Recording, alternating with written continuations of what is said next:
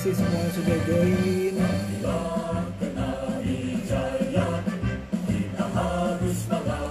Yuk kita kasih tahu lagi teman-teman yang lainnya untuk join di live Instagramnya Kenari Jaya malam hari ini karena topiknya seru banget.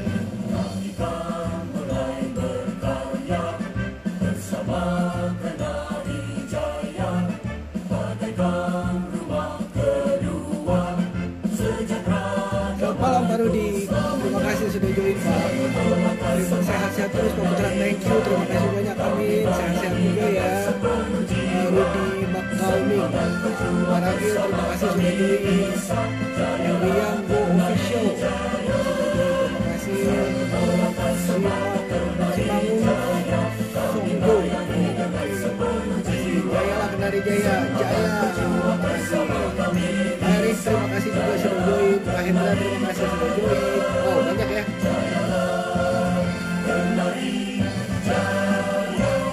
Oke, jika suara saya ada kurang jelas, tolong saya dikasih tahu ya semuanya. Oke.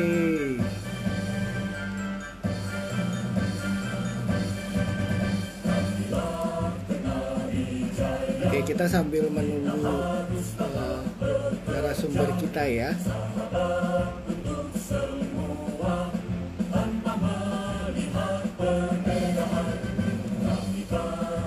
Selamat malam Pak Hendra, majulah Kenari Jaya, maju Kenari Jaya, harus selalu maju. Ibu Lucia terima kasih sudah join juga. Bang Robi terima kasih juga sudah join. Suara agak kurang clear ya Pak Putra. Oke, coba ya.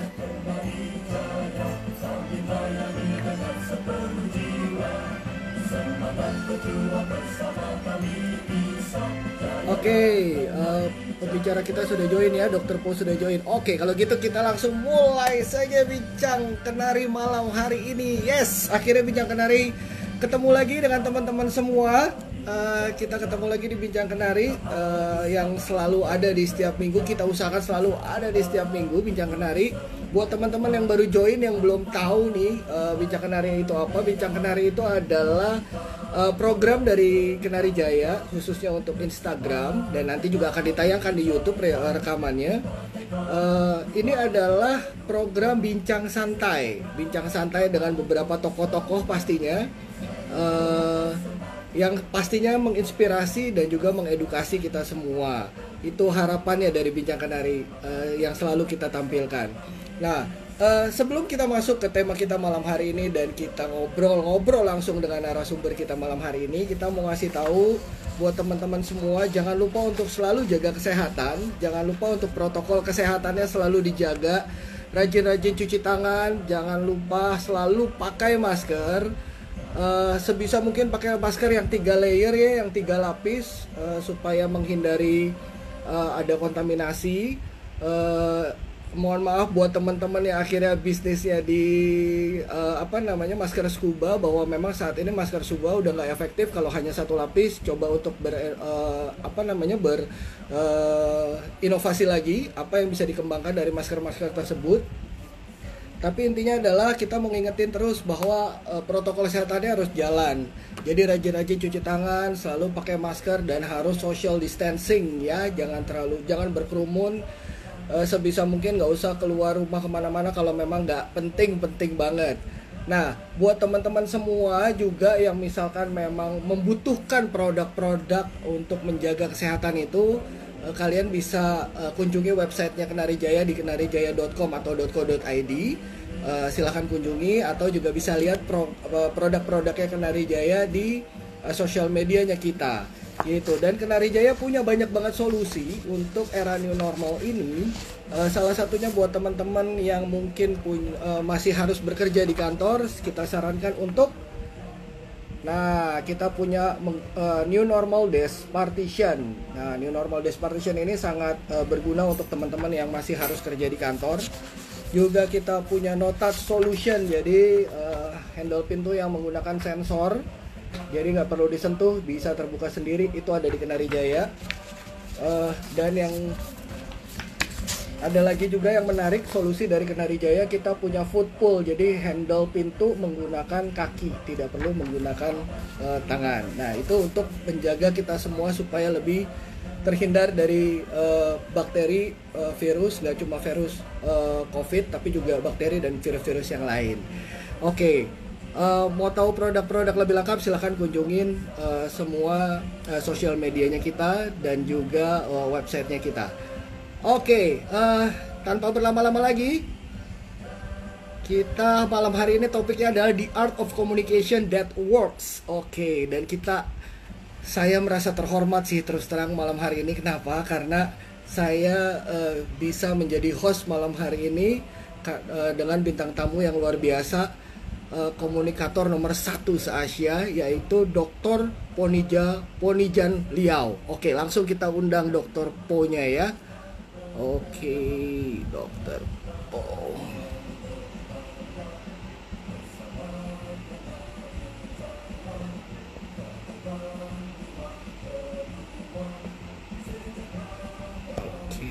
Kita belum ketemu Dokter Po.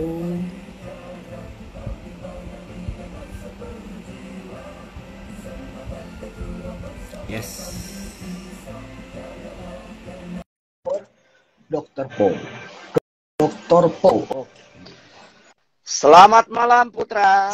Selamat malam Dokter Po. Aduh dokter, terima kasih banyak waktunya sudah menyempatkan untuk hadir. Selamat malam juga teman-teman yang sudah join ya. Pak Hendra juga sudah join. Wah, langsung disapa Pak Hendra.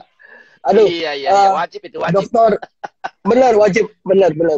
Dokter, terima kasih banget waktunya, udah bisa nyempetin hadir malam hari ini, bisa share banyak banget ilmu. Terus terang, ketika Pak Hendra mention, Putra tolong koordinasi dengan Dokter Po, karena kita mengundang Dokter Po untuk ada di Bincang Kenari. Wah, saya orang yang paling excited. Sama-sama Putra. Karena saya juga ngikutin Instagramnya dokter juga, saya juga ngelihat YouTube-nya juga. Saya bilang wah ini luar biasa nih. Kebetulan saya juga ada di divisi komunikasi. Jadi waduh saya penasaran, saya harus belajar banyak. Dan pastinya juga teman-teman di yang audiens hari ini yang udah join pasti juga penasaran banget nih dokter gitu sama topik kita malam hari ini. Semoga bermanfaat Putra. Pasti bermanfaat. Dokter, sebelum kita masuk ke pertanyaan-pertanyaan yang sudah saya buat, saat ini dokter lagi sibuk apa? Jadi karena jadwal offline semuanya dipending, saya sekarang mengajar juga di webinar, di workshop public speaking online, kemudian juga mengajar di kampus. Ya, jadi inilah jadi simatupang lah. Siang malam tunaikan panggilan. Oh, oke. Aduh, luar biasa istilahnya ada-ada aja dokter nih. Aduh. Oh, jadi dokter sekarang semuanya udah di-convert ke online ya, karena offline udah nggak bisa ya. Iya sih. Dan itu pasti schedule-nya padat banget, saya tahu juga. Makanya saya senang banget dokter bisa hadir malam hari ini. Oke, dokter. Nah, ini saya langsung ke pertanyaan saya yang pertama. Sesuai dengan materi kita malam hari ini bahwa the art of communication that works. Nah, betul. Langsung ke pertanyaan inti ya Pak, dokter. Cara berkomunikasi yang benar itu seperti apa sih, dokter? Karena kan kita tahu ya bahwa kita nih manusia makhluk sosial yang hidupnya memang harus selalu berkomunikasi. Tapi komunikasi yang benar itu seperti apa sih? Betul, bagus sekali pertanyaannya Putra. Jadi kalau soal bicara, semua orang bisa bicara. Soal berkomunikasi, semua orang bisa berkomunikasi. Bisu, tidak bisu, tetap bisa berkomunikasi. Yang bisu mungkin tidak bisa menggunakan kata-kata, tetapi bisa menggunakan bahasa tubuh. Tetapi, pertanyaan Putra tadi bagus. Bagaimana cara berkomunikasi yang bagus? Nah, jika Anda ingin berkomunikasi yang bagus, maka Anda perlu belajar. Semuanya harus ada ilmunya. Tanpa ilmu tidak bisa.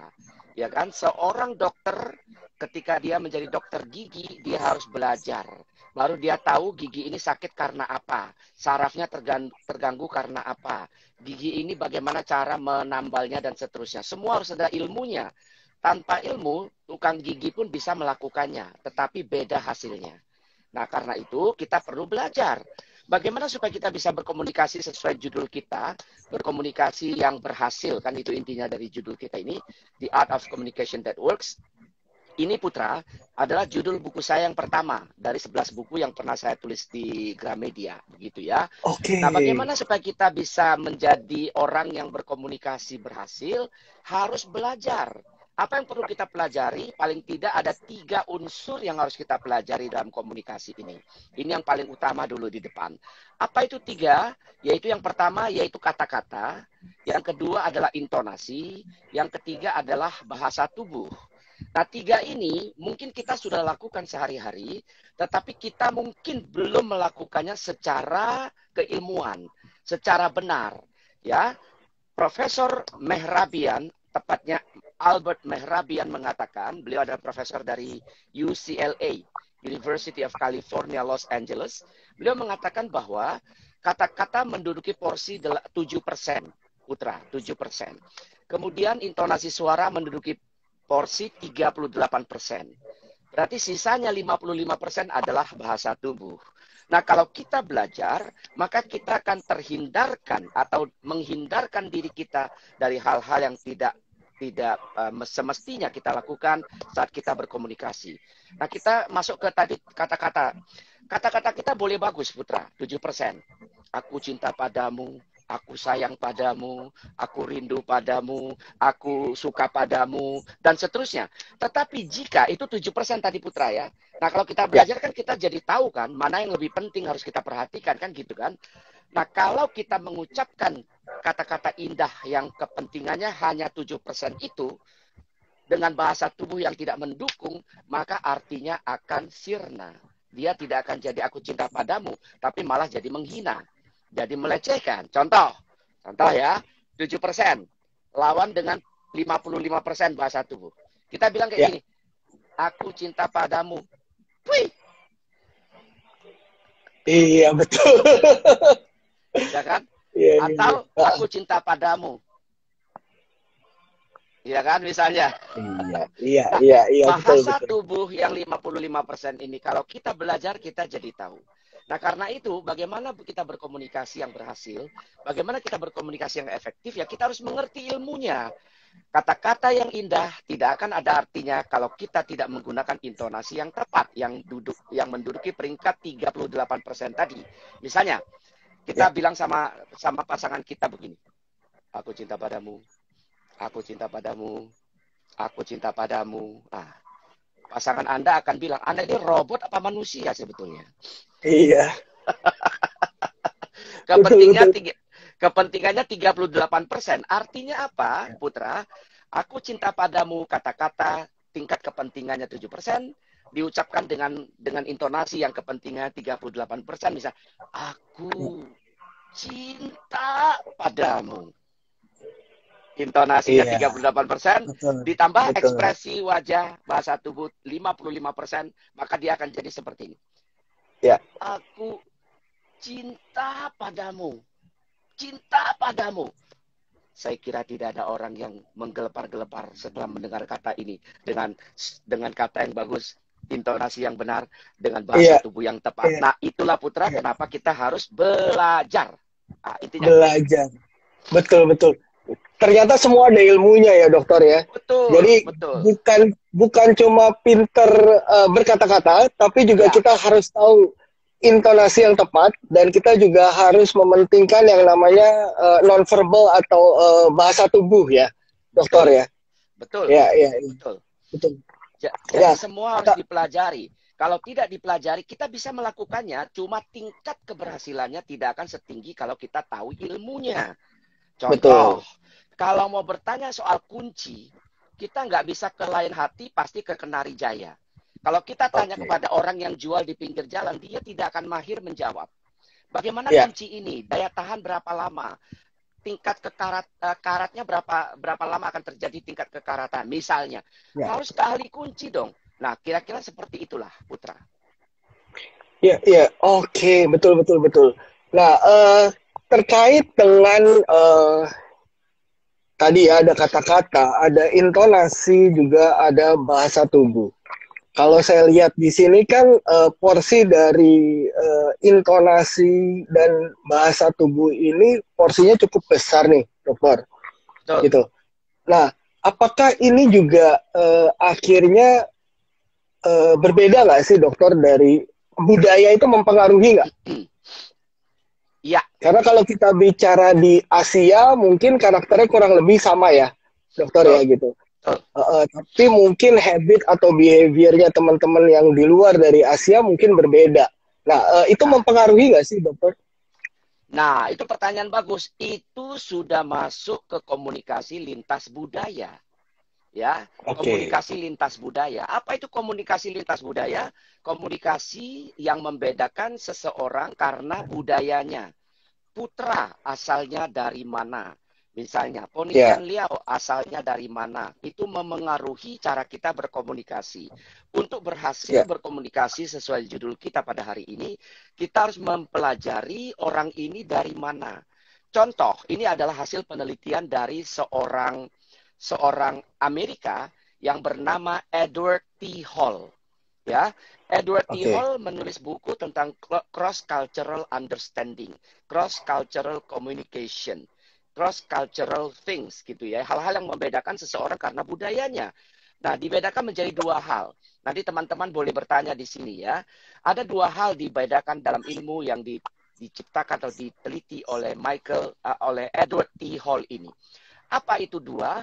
Yaitu komunikasi konteks tinggi. Kalau Anda mau berhasil, Anda harus mengerti ini dengan baik. Komunikasi konteks tinggi. Ciri-cirinya adalah ketika orangnya berbicara, dia suka sekali muter-muter. Ya, nggak langsung ke tujuan. Itu adalah konteks tinggi.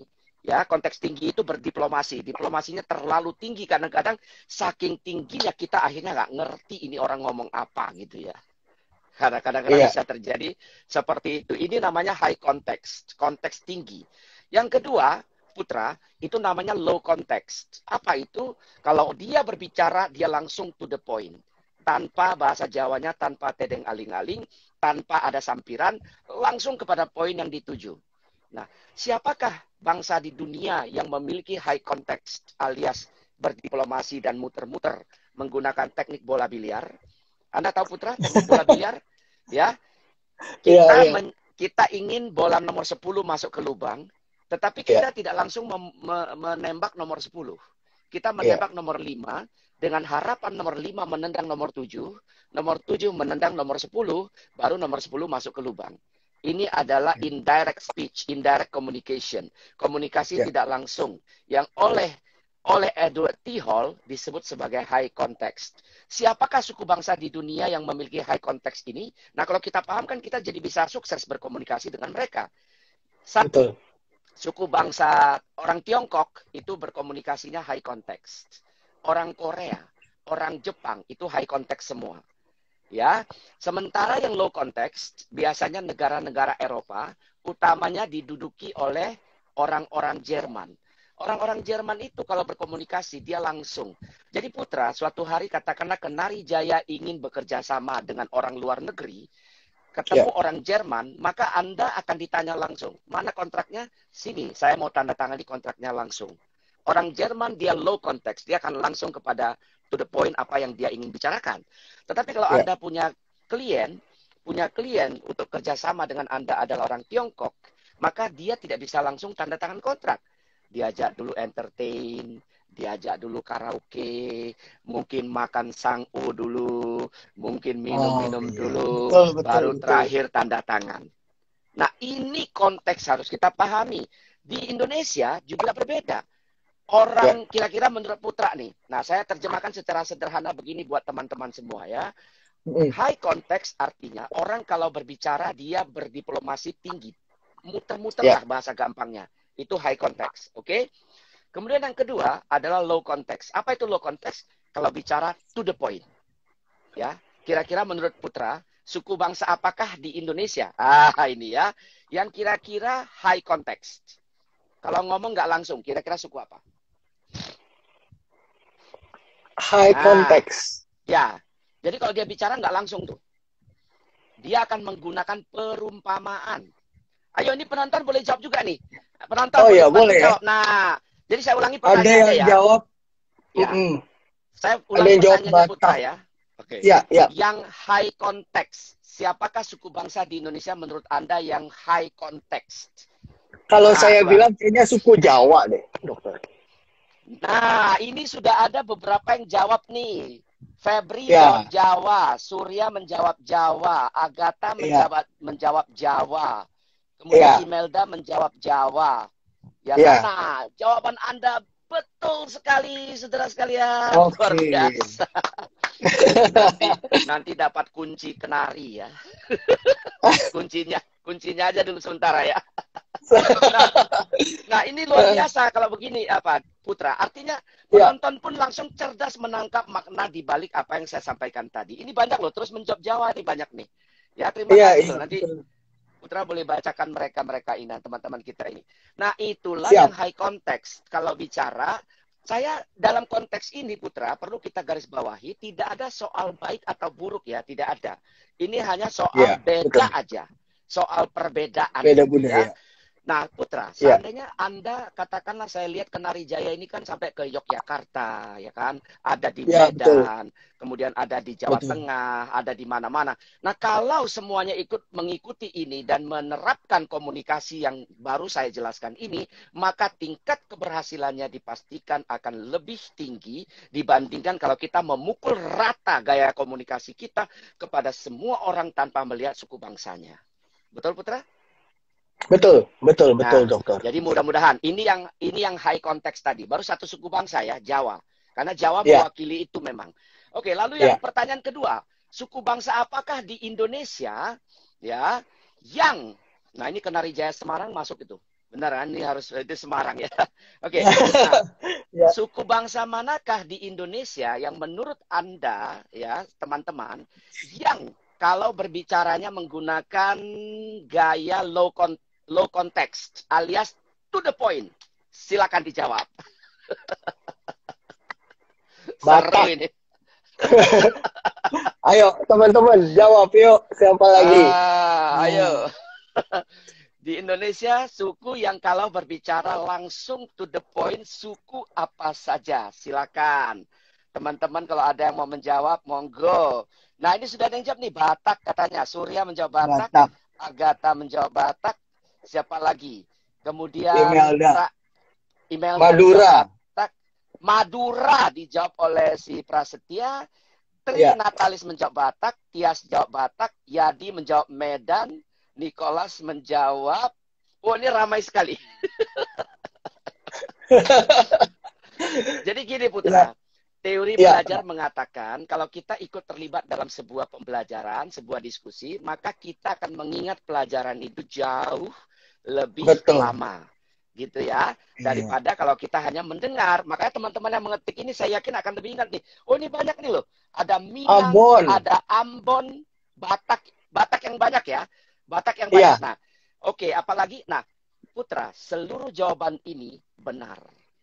Seluruh jawaban ini benar.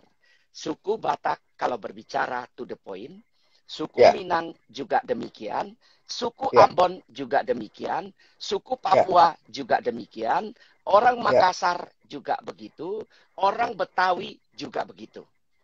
Nah, artinya apa? Kalau kita mengerti ini Putra, apakah kita tidak akan lebih sukses dibandingkan kita buta sama sekali? Betul tidak? Betul ya kan? Setuju. Nah, misalnya nih, nanti ini teman-teman kita dari Kenari Jaya jualan tadi mana di berbagai kota di Indonesia. Termasuk Anda yang hadir pada hari ini mungkin ada yang pedagang ya kan, mungkin ada yang penjual juga. Gunakan ilmu ini dengan sebaik-baiknya agar judul kita ini berhasil Anda lakukan, yaitu komunikasi yang berhasil. Apa itu? Begitu Anda nanti mau berkomunikasi dengan pembeli Anda pastikan mereka itu sukunya apa. Karena caranya beda. Contoh, gini Putra. Saya suka mencontohkan suku Jawa dan suku Batak. Ini kan dua yang kontras nih ya. Saya suka mencontohkan lucu gini. Saya bilang gini, suatu hari seorang Jawa bertamu ke rumah orang Batak, misalkan begitu. Ini dalam konteks komunikasi ya, konteks komunikasi. Lalu sudah 4 jam berbicara panjang lebar, minuman nggak keluar nih dari rumahnya si teman kita Mas Joko ini ya kan ya. Dari teman kita si Ucok ini katakanlah begitu, si Ucok. Ucok si Morangkir misalnya gitu kan ya. Lalu si Joko sebagai tamunya ini nunggu loh, ini 4 jam ngobrol kok minuman nggak keluar-keluar. Maka Mas Joko bilang kayak gini, ya kan ya, Ucok, Bang Ucok, kayaknya di kampungmu ini musim kemarau ini kayaknya ya. Nah, Iya. si Ucok menjawab, oh ya betul itu, sudah 3 bulan kami di sini musim kemarau. Iya, iya, iya, betul, betul, betul. Artinya apa? Minuman tidak keluar, Anda haus karena Anda menggunakan teknik bola biliar. High context. Betul. Sehingga Iya, orang yang low context seperti Ucok Simorangkir itu, atau Ucok iya, Sibarani itu, atau Ucok Hutagalung itu nggak mengerti. Nah, inilah iya, gunanya kita memahami. Karena itu ketika iya, teman-teman semua, para penonton yang saya hormati di sini, masuk iya, Putra di sini, kalau Anda berkomunikasi dengan orang, Anda kalau mengerti dia punya suku bangsa, maka Anda akan lebih cepat berhasil. Contoh, kalau Anda ketemu dengan orang Batak, ya, katakanlah begitu, ya kan? Ketemu dengan iya, Simorangkir, Anda bilang, Pak, ini kunci ini, Pak. Ya kan? Kalau Bapak pakai, ini akan bertahan seumur hidup, Pak. Maksudnya iya, gimana? Ya seumur hidup Bapak lah, Pak. Minimal, Pak. Ah, misalnya kayak gitu. Jadi iya, intinya to the point, to the point. to the Jadi nggak point. usah muter-muter, nggak ada gunanya. Karena orang yang Ya, low konteks ya, konteks yang dia miliki itu, dia tidak menyukai hal-hal yang bersifat terlalu muter-muter. Demikian sebaliknya. oke. Kalau Anda bertemu dengan orang Jawa, Anda lihat ya, yang punya kata Ya, ini kan biasa orang Jawa, ya kan? Maaf ya Pak, kalau saya lancang. Maaf ya ya, Pak, kalau saya mengganggu Bapak. Maaf ya Pak, kalau waktu Bapak agak terganggu. Nah, itu kan biasa kan ya. betul. Ya, Bahasa-bahasa orang yang sangat-sangat high context ya, alias ya, berdiplomasi, 1-2 kali kita butuh. Tidak harus ya, selalu low context juga, tetapi kita ya. kombinasikan dengan high context, tergantung kita sedang berbicara tentang apa, dalam durasi waktu yang berapa, dan seterusnya. Faktornya banyak, Putra. Itu Ya, kira. betul, betul. Iya, iya, betul. Aduh, ini menarik banget nih, dokter. Ini ilmunya banyak. Jadi memang tadi selain dari kita harus mempelajari ilmu basicnya dulu, Ya, tentang ada yang namanya kata-kata, lalu ada yang namanya intonasi, juga ada yang namanya bahasa tubuh. Lalu kita juga harus mempelajari yang namanya cross culture. Nah, ini ada yang namanya cross culture tadi, ada yang eh, high context dan juga ada yang no context. Oke, dokter. ya, Tapi kadang apa namanya kita juga kadang kan suka ada yang namanya orang jadi apa ya salah persepsi atau miskomunikasi, dokter. ya, Nah, ya. caranya gimana untuk menyiasati ketika sudah kejadian? Ternyata kita salah memahami nih dokter. Kita salah memahami lawan bicaranya kita. Nah akhirnya terjadi ada miskomunikasi. Sebenarnya ada ilmunya juga nggak sih dokter kalau untuk kita akhirnya ya aduh ini kita udah sadar ya wah ini kita miscommunication, kita ada miskomunikasi di sini. Gimana cara membenahinya lagi dengan gaya komunikasi yang baik gitu dok? Oke, ada. Itu namanya proses komunikasi. Proses komunikasi sih begini ya, mudah-mudahan teman-teman juga bisa mendapatkan manfaat dari diskusi kita hari ini. Jadi proses komunikasi terjadi adalah si pengirim pesan akan mengirimkan pesan kepada penerima. Jadi ada dua belah Ya, pihak ya. Si pengirim ya, namanya sender akan mengirimkan kepada si receiver penerima. Nah, pengirim akan mengirimkan pesan kepada si penerima ini, di tengah-tengahnya ada media. Media ya, pengantarnya apa? Media ya, pengantar ini bisa melalui face to face langsung, bisa melalui telepon, bisa ya, melalui chatting dengan teks, melalui WhatsApp, Telegram, ya kan, dan ya, WeChat dan lain-lain. Nah, ya, di antara si pengirim pesan dan penerima pesan ini, di tengah-tengah ada instrumen, ada media pengantar pesan itu, disitulah sering terjadi yang namanya noise. Noise. Apa itu noise? Itulah gangguan. Apa itu gangguan? Gangguan itu adalah hal-hal yang terjadi ketika pesan dikirimkan kepada si penerima. Nah, gangguan inilah yang menciptakan pertanyaan Anda tadi. Miskomunikasi. Miskom. ya, Salah ya, persepsi. Salah ya, tangkap. Salah ya, arti, salah makna. Nah, kenapa miskom terjadi kan gitu ya?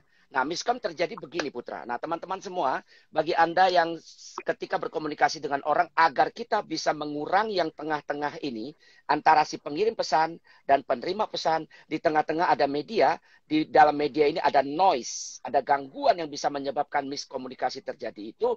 Apa sajakah itu? Mari saya contohkan Anda. Ketika Anda berhadapan langsung dengan orang, ya, dengan orang face to face gitu, apa miskom yang terjadi? Miskom yang terjadi adalah ketika Anda berbicara dengan orang, mata Anda, konsentrasi Anda bukan kepada kawan bicara Anda, tetapi liar entah kemana-mana matanya. Maka miskom akan terjadi. Noise-nya pasti sangat tinggi. Contoh, saya meeting dengan Pak Hendra. Saya pernah meeting dengan Pak Hendra dan teman Anda juga, saya lupa namanya siapa, di Central Park ya. Nah, ketika meeting dengan Pak Hendra, saya pasti tidak berani mengalihkan pandangan saya selain daripada kepada Pak Hendra dan kepada tim Kenari Jaya waktu itu ketemu di Central Park di Jakarta itu. Saya akan fokus ke situ.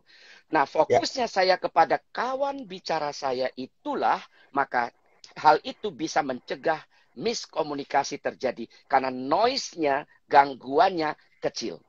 Tapi bayangkan Putra, saya berhadapan dengan Anda sekarang face to face nih. Katakan begitu. Nah, Anda bicara, tapi mata saya begini ketika bicara. Jadi Putra, seperti yang kita pelajari kemarin, sudah kita janjikan kemarin itu ya, bahwa kalau misalnya kita mau tanda tangan kontrak ini, ya kita harus pikirkan dulu. Tapi mata liar kemana-mana. This is noise. Ini adalah gangguan dan itu tidak boleh terjadi. Semua orang yang ingin menjadi komunikator yang baik, pelajarilah apa yang dilakukan oleh Bill Clinton. Bill Clinton, Presiden Amerika Serikat itu, ketika ditanya wartawan, Pak Presiden, kenapa Anda bisa begitu husuk, begitu fokus ketika berbincang dengan orang yang di depan Anda itu? Anda bahkan tidak terganggu oleh sekretaris, oleh sekretaris militer, sekretaris pribadi yang mengingatkan Bapak bahwa waktu bicara sudah hampir habis dan seterusnya. Bapak tidak pernah berikan perhatian kepada mereka. Apa jawab Presiden Bill Clinton? Ini perlu kita catat Putra, oleh semua teman-teman kita di sini. Bill Clinton mengatakan bahwa orang yang berbicara di depan saya ini, pada saat berbicara di depan saya, dia adalah orang terpenting di dunia saat itu. Artinya apa? Noise tidak akan terjadi. Tapi kalau Anda tidak menghargai, Anda sibuk main HP, misalnya kan, lagi chatting nih, sibuk main HP, sibuk makan, sibuk minum, memalingkan wajah, ini semua adalah noise. Ini noise, tidak boleh terjadi. Menarik diri ke belakang, misalnya duduknya begini Putra, dia ke belakang. Sudah ke belakang, tangannya gini pula. Ini adalah noise, tidak boleh terjadi. Nah, banyak sekali Putra, kalau di dalam workshop komunikasi yang saya lakukan, biasanya saya minta mereka melakukannya. Praktik langsung. Coba Anda duduk. Bagaimana cara duduk supaya tidak muncul noise. Itu kalau face to face Putra, ya. Lalu bagaimana kalau melalui chatting? Bahaya juga Putra, noise-nya tinggi. Pengirim pesan, mengirimkan pesan kepada si penerima, di tengah-tengah ada media. Media ini adalah komunikasi tekstual, melalui teks, bisa melalui telepon genggam, bisa melalui komputer, bisa melalui aplikasi WeChat, bisa melalui WhatsApp, Telegram, email, dan semua jenis teks-teks lainnya. Artinya apa? Artinya saudara, kalau Anda ingin mengurangi noise, jangan terlalu banyak menggunakan emoticon. Garis bawahi itu Putra. Emoticon sering menyebabkan kesalahpahaman. Saya pernah mendapatkan sebuah cerita, ya kan, tentang meninggal dunia. Telah meninggal dunia dengan tenang, saudara kami begini-gini. Dia kasih emoticon apa? Orang tertawa. Ternyata dia salah emoticon. Noise-nya terlalu besar. Coba Putra lihat, tadi chatting dengan saya. Boleh tanya Pak Hendra juga, chatting dengan saya. Pernahkah saya menggunakan emoticon? Jarang. Karena saya takut emoticon tidak dipahami secara dengan baik sebagaimana saya pahami, sehingga itu terjadi noise. Ketika terjadi noise di tengah-tengah itu, maka sampai kepada si penerima pesan, maka dia menjadi rancu, menjadi miskom, menjadi salah persepsi, menjadi tidak sesuai dengan apa yang diinginkan oleh si pengirim pesan. Bahaya sekali Putra. Ini baru 2 contoh. Silakan kalau ada yang mau Ya. tanya lagi. Ya, karena memang betul sekali dokter. Ini makanya hebatnya saya nggak salah nih bicara. Aduh, saya senang banget bisa ngobrol sama dokter Po. Karena memang arah pertanyaan saya memang ke sana dokter. Karena sekarang kan eranya udah teknologi, Betul. eranya udah digital sekarang semuanya. Kita lebih banyak berkomunikasi melalui aplikasi, melalui smartphone. Jadi kadang memang akhirnya suka ada misperception kan dok, gitu ya. Betul. Jadi Betul. bahasa kata-kata yang mungkin kalau kita sampaikan dengan nada bicara, karena tadi intonasi memang memberikan porsi yang cukup besar, 38% ya dok ya. Nah, Betul. ketika kita chatting, tidak ada intonasi di sana yang terjadi dok. Nah, akhirnya hanya ada bahasa kata-kata. Saya mungkin bicara dengan intonasi yang begini, di sana membacanya dengan intonasi yang berbeda. Mungkin juga tergantung dari mood si penerima. Nah, ini yang gimana caranya, dok, untuk menyamakan persepsi? Bagus sekali pertanyaannya, Putra. Saya mau ceritakan dulu bahayanya chatting. Bahayanya chatting itu bahaya, ya, kalau kita tidak hati-hati dengan emoticon. Di Tiongkok seorang bos mengirimkan pesan kepada sekretarisnya. Kira-kira bunyinya adalah tolong disiapkan segala sesuatu keperluan untuk meeting besok. Panjang lebar bosnya mengirimkan chat itu melalui WeChat di Tiongkok gitu kan. Sekretaris itu hanya menjawab dengan satu tanda, yaitu oke, emoticon. Langsung diminta mengundurkan diri dan besoknya dipecat. Karena bosnya ternyata tidak suka. Tidak suka apa? Tidak suka emoticon itu. Karena hati-hati menggunakan emoticon. Emoticon itu tadi pertanyaan Putra tadi, sebetulnya para pembuat emoticon itu bermaksud begini Putra. Kalau kita tidak bisa bertatapan langsung, maka sebagai ganti bahasa tubuh kita diciptakanlah emoticon untuk mewakili ekspresi tubuh kita dalam emoticon yang ada itu. Ya, betul. Itu pengganti bahasa tubuh yang 55% tadi. Hanya masalahnya Putra adalah tidak semua orang atau belum semua orang memahami arti emoticon sama baiknya seperti yang kita pahami. Itu soalnya. Kalau mereka tidak memahami dengan baik, maka akan terjadi miskomunikasi yang sangat besar.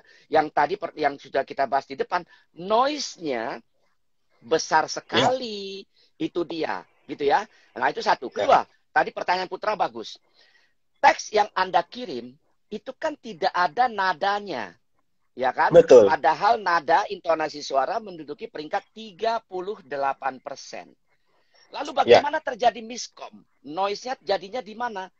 Putra benar ketika mengatakan tadi. Noise akan terjadi ketika Anda menerima pesan misalnya ya. Anda menerima pesan di HP, kemudian Anda baca. Pada saat orang itu membaca pesan yang Anda kirimkan, karena tidak ada nada suara, dia akan membacanya sesuai dengan emosi saat dia membacanya. Kalau dia lagi marah, apa yang Anda kirim padahal netral saja akan bernada marah. Kalau dia lagi sedih, apa yang Anda kirim padahal bernada biasa saja akan jadi sedih. Kalau dia baru dapat lotre, apa yang Anda tuliskan di sana maka akan membuat dia bahagia. Tergantung emosi dia saat dia membaca itu. Kalau emosinya lagi gawat, hati-hati. Anda bisa dipecat. Makanya kalau kirim pesan ke bos, pastikan bos itu hatinya lagi senang. Betul dok. Jangan bosnya lagi galau. Iya benar. Oke. Berarti memang kita memang berarti harus tahu siapa lawan bicara kita. Kondisi dari lawan bicara kita itu kita harus pelajari betul ya dokter ya. Betul. Jadi intinya ketika mengirimkan teksnya, pertanyaan tadi kan teks ya, mengirimkan pesan melalui teks ini, hati-hati. Karena teks kita itu bisa dibaca sesuai emosi si penerimanya. Bukan emosi kita saat mengirimnya, bukan. Bukan emosi kita yang mengirim. Tetapi emosi yang membacanya saat itu apa. Kita bikin biasa aja Putra, netral. Besok kita meeting jam 10. Titik. dia lagi galau, menerima kalimat itu. Dibaca jadi begini, besok kita meeting jam 10, titik. Iya, iya, betul. Nah, ini juga ada tanggapan dari Pak Hari Sarifuddin. Text chatting pakai huruf besar semua juga mempengaruhi ya, betul ya dokter? Pakai juga huruf besar bahaya. semua. Iya. Nah, ini juga dalam ilmu komunikasi hal-hal seperti ini dalam teks-teks biasa percakapan tidak dianjurkan.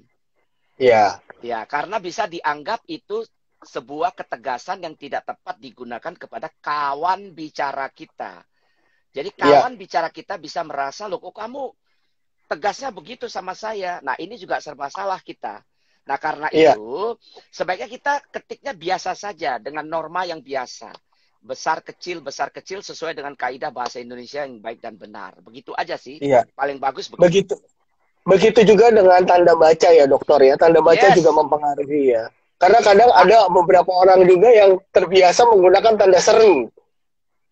Pertanyaan bagus. Ya, dokter. Ya. Kepada seluruh teman-temanku tercinta, jangan sering-sering menggunakan tanda seru sampai 3. Iya. Anda kalau kirim tanda seru sampai 3 kepada bos, besok Anda hilang pekerjaan, bahaya. Iya. Betul. Iya. Jadi memang harus hati-hati dengan emoticon. Apalagi sekarang juga eranya udah ada stiker ya, dokter ya. Nah, stiker juga hati-hati karena belum tentu persepsinya setiap orang sama pengertiannya. Lalu juga hati-hati dengan huruf-huruf besar dan huruf kecil, juga tentang tanda baca. Betul ya, sekali. dokter, ya? Betul sekali. Ya. Nah, itu dia. Itulah hal-hal seperti itu yang perlu kita pelajari. Maka tadi kan di awal kita katakan semua ada ilmunya. Tidak boleh menakar-nakar. Apa bedanya ilmu dengan tanpa ilmu? Kalau dengan ilmu kita bisa duplikasi karena sudah hasil penelitian orang gitu ya.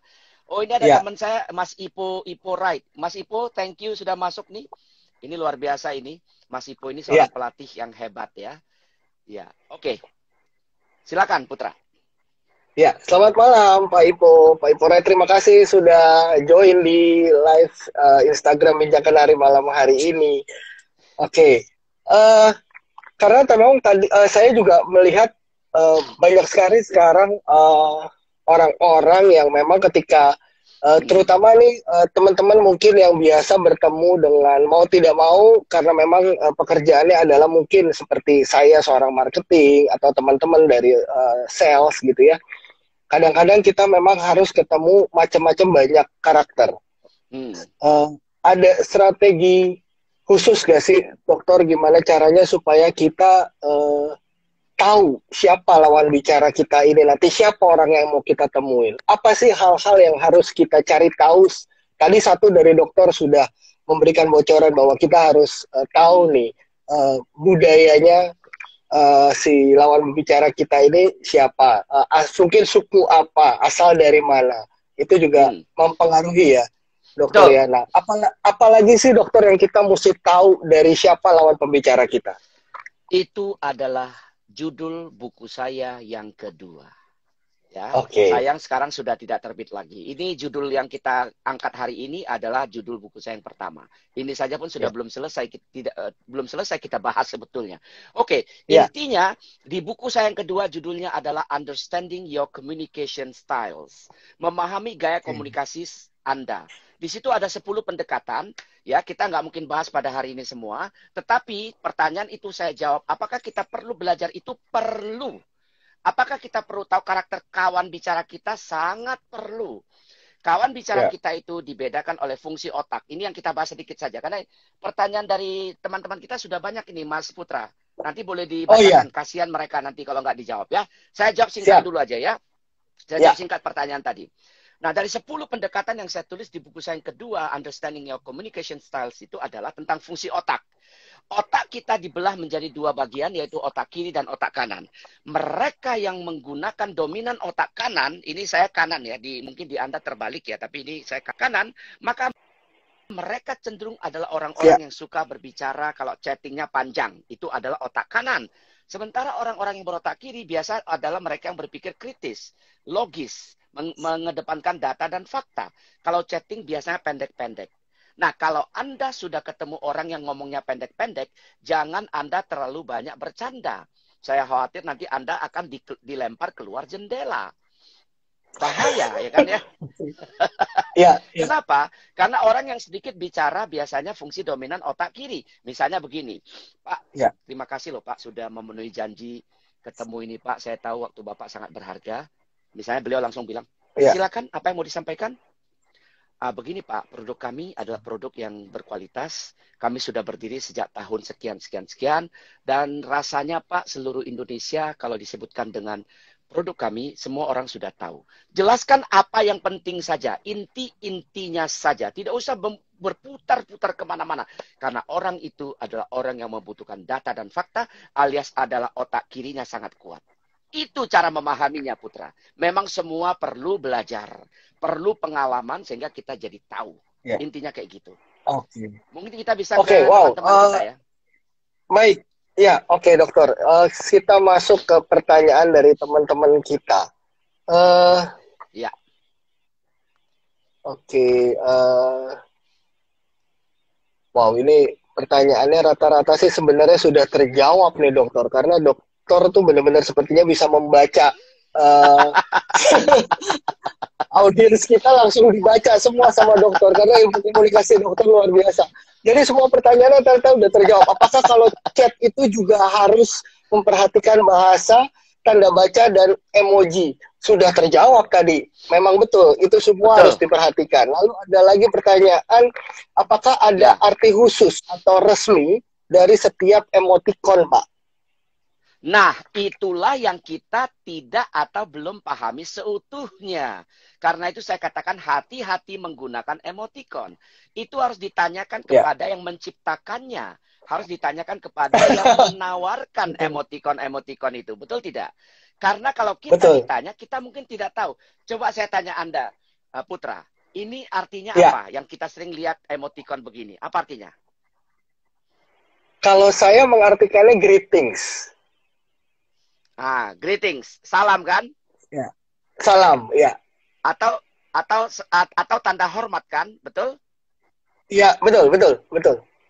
Nah, ternyata yang benar adalah ini adalah tos. Oh, oke. Ya. Oleh karena itu, ya tos, betul tuh dijawab oleh teman kita tadi satu siapa itu? It's Istikaya, terima kasih ya. Betul. Ya. Nah, ini tos. Jadi kan kita artikan sebagai terima kasih, tanda hormat kepada Roni Kustendro. Enggak apa-apa. Tetapi yang paling benar, paling berhak menjawab itu sebetulnya siapa, Putra? Adalah yang menciptakan emoticon itu. Nah, kalau Anda, saya tidak terlalu mengerti emoticon itu, jangan terlalu menggunakan itu. Bahaya. Ya kan? Kalau disalahpahami kan jadi noise-nya kan tinggi, noise-nya itu loh yang di tengah-tengah tadi itu.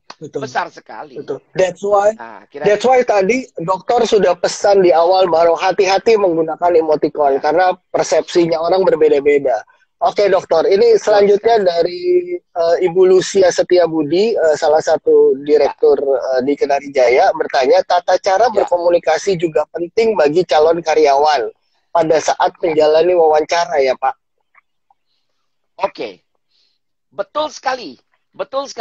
Ketika wawancara, seorang manajer HRD harus memerhatikan bahasa tubuh calon karyawan tersebut.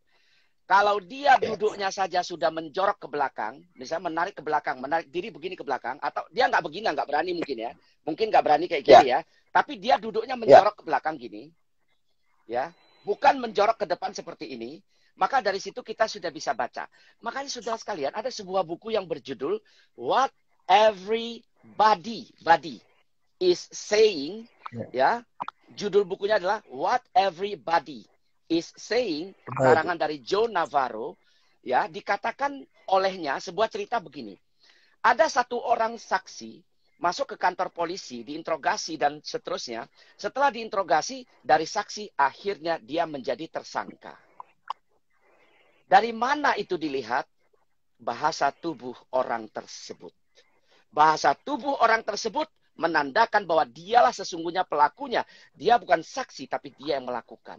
Dari mana? Gerak-gerik bahasa tubuhnya. Ke kiri, ke kanan, matanya lirik ke atas, ke kanan atas, ke kiri atas, kanan bawah, kiri bawah, ke depan, semua kamera di mana-mana menggambarkan itu, diputar ulang.